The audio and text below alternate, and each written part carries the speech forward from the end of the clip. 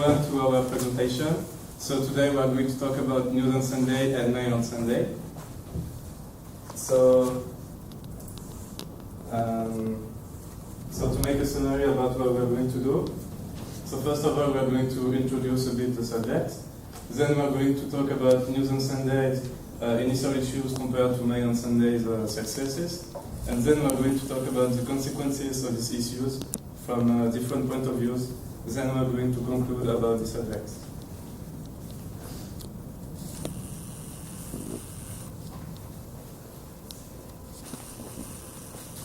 The News on Sunday was a left-wing tabloid paper that launched in April of 1987 and was last published in November of the same year. Obviously, it didn't have a very long run. It clearly failed in the goal of its investors and owners, who were namely trade unions and local authorities, in providing a left-wing alternative to the Mail on Sunday, another Sunday tabloid paper which had been in circulation since 1982, and by 1987 had already achieved a stable readership. The failure of the News on Sunday as opposed to the Mail on Sunday can be attributed to many factors. There are some in terms of the context as well, outside of what the News on Sunday did. For example, the fact that Margaret Thatcher's conservative government had returned to popularity following the resolution of the Falklands War, as well as the fact. But then, on the other hand, there are factors directly related to the News on Sunday, such as the fact that the scope of their articles was very limited, mainly focusing on political issues rather than going for a broader appeal in the way that the Mail on Sunday did, with a variety of topics to be covered.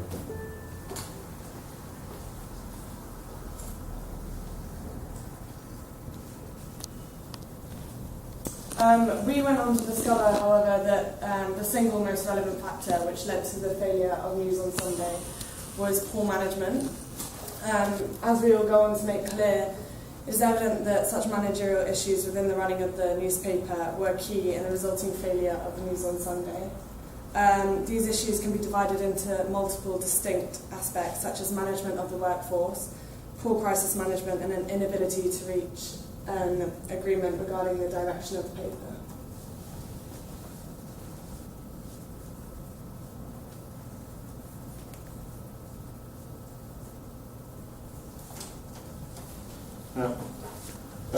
When it comes to the issues of management, also we decided it would be pertinent to take a look at the ownership. So really, who's the boss, who's in charge of this, and would they have had an influence on it? So really, we posed the question of, did the respective owners of the papers have an impact on the day-to-day operations and or the overarching goal of each of the respective papers? In short, absolutely. The Mail on Sunday here had a clear advantage over the News on Sunday, as it was founded by a consumer media company. Obviously, their whole goal and all of their operations in other aspects and other names was in consumer media, other tabloids, like the Daily Mail being the biggest one. And this is made eminently clear when you consider that they're owned by associated newspapers known as DMG Media today. But however, you have to bear in mind that even with all these clearly defined goals, the Mail on Sunday itself also faced numerous problems, especially with low readership in the period following its establishment. However, on the other hand, they did have the advantage that they were closely tied to the Mail on Sunday, albeit not absolutely directly, but this did give them the know-how and a depth of knowledge, like a knowledge base to take from. The News on Sunday, on the other hand, was established by a consortium of interest groups with really a very politically minded goal. They weren't looking at this as a business, they were looking at this as a means to spread a message via a Sunday tabloid.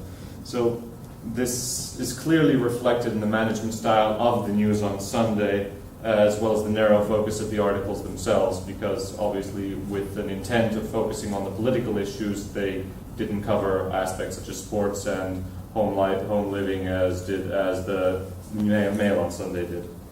or it can be argued that this near obsessive desire of the management of the News on Sunday to try to appease all of these groups that made up its ownership was a major detracting factor from them, but it does indicate that perhaps not all of the management issues the News on Sunday faced were down to the managers themselves, because they had to answer to the owners in a sense, and the fact that they had such a divided ownership without much experience in the newspaper industry, it really led them to end up with rather sanitized or nonsensical or just irrelevant articles due to trying to appease all of these various owners.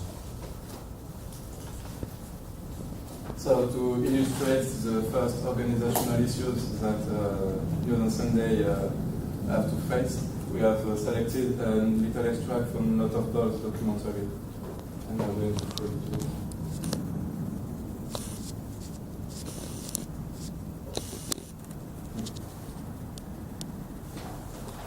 Technical problems, sorry.